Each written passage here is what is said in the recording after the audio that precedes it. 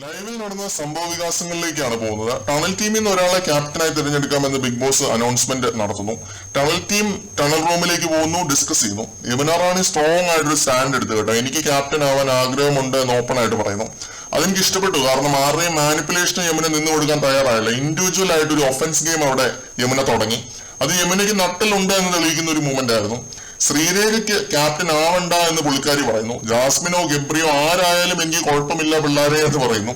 അത് പിന്നെ പ്രഡിക്റ്റബിൾ ആയിരുന്നു. കാരണം അറിയാലോ, ഒരാളെ ഫേവർ ചെയ്ത് അവരെ താങ്ങി നിന്ന് പവർ ടീമിലേക്ക് ആദ്യം കയറിയ ഒരാളാണ് ശ്രീരേഖ.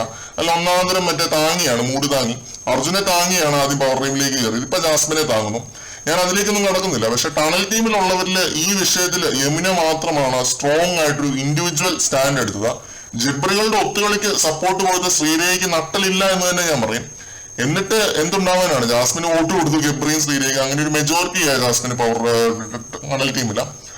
ജാസ്മിൻ ക്യാപ്റ്റൻ ആയാൽ ശ്രീരേഖനെ പവർ ടീമിലേക്ക് എടുക്കുമെന്നാണ് ശ്രീരേഖ ഓർത്തോണ്ടിരിക്കുന്നത്. പിന്നെ യമുനയോടുള്ള ഒരു ഗ്രഡ്ജും ഉണ്ടായിരുന്നു ഈ ഒരു കാര്യത്തിൽ. അതും പോട്ടേന്ന് വെക്കാം. സ്ട്രോങ് ആയിട്ടൊരു സ്റ്റാൻഡ് എടുത്ത് യമുനയ്ക്ക് നേരെ ഗബ്രി ചെളിവാരി പൊത്തി ലിവിംഗ് റൂമിൽ പോയി നിന്ന്. അതും ഇതൊക്കെ വെറുതെ പറഞ്ഞു. പുള്ളിക്കാരി പെർഫോം ചെയ്തിട്ടേ ഇല്ല എന്ന രീതിയിലൊക്കെ സംസാരിച്ചു. എല്ലാരും കാണുന്നുണ്ട് എന്ന് ഗബ്രി മനസ്സിലാക്കുന്നില്ല. ഇത് കഴിഞ്ഞ് ഒരു യമുന റാണി ഷോ ഉണ്ട് മക്കളെ. അത് കണ്ട് സത്യം പറഞ്ഞ എന്റെയും കിളി പോയി.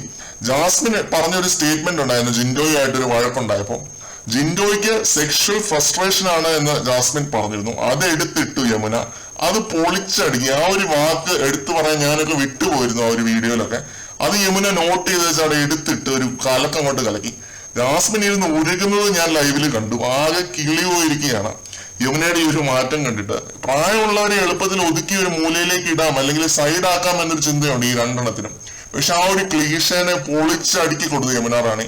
ഇപ്പോഴാണ് യമുന റാണിയുടെ ഒരു കിടിലൻ ഒഫൻസ് ഗെയിം കാണാൻ സാധിച്ചത്. റാണിയായി ശരിക്കും. ജിൻഡോയെ സപ്പോർട്ട് ചെയ്ത് പോയാൽ പുറത്ത് അത് യമുനയ്ക്ക് വലിയൊരു പ്ലസ് പോയിന്റ് തന്നെയാകും. നല്ല പോസിറ്റീവ് വരും യമുനയ്ക്ക്.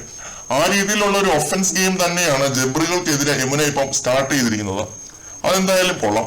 പിന്നെ ശ്രീരേഖയുടെ തോട്ട് പ്രോസസ് എന്താണെന്ന് നമ്മൾ ഓൾറെഡി പറഞ്ഞു കഴിഞ്ഞു. ആ പിള്ളേരാണ് കളിച്ചത് എന്നൊക്കെ പറഞ്ഞ് അങ്ങനെ ഒരേ ന്യായീകരണമാണ്. നാണമില്ലാത്തവരുടെ കൂടി നാണമില്ലാതാവുന്നത് വളരെ സങ്കടകരമായ ഒരു കാര്യമാണ്. പ്രത്യേകിച്ച് ശ്രീരേഖനെ പോലെ ഇത്രയും പ്രായവും പക്വതയും ഒക്കെ ഉള്ള ഒരാള്. എന്തായാലും ജബ്രികളുടെ തീരുമാനം നടപ്പിലായി. ജബ്രികളിൽ ഒരാൾ തന്നെ ക്യാപ്റ്റൻ ആവുന്ന അവരുടെ ഒരു തീരുമാനം ഉണ്ടായിരുന്നു. അങ്ങനെ ജാസ്മിനായി ക്യാപ്റ്റൻ. ഇനിയിപ്പോ പറഞ്ഞിട്ടൊന്നും കാര്യമില്ല. മറ്റൊരു ലൈവ് അപ്ഡേറ്റുമായിട്ട് നമുക്ക് വീണ്ടും കാണാം.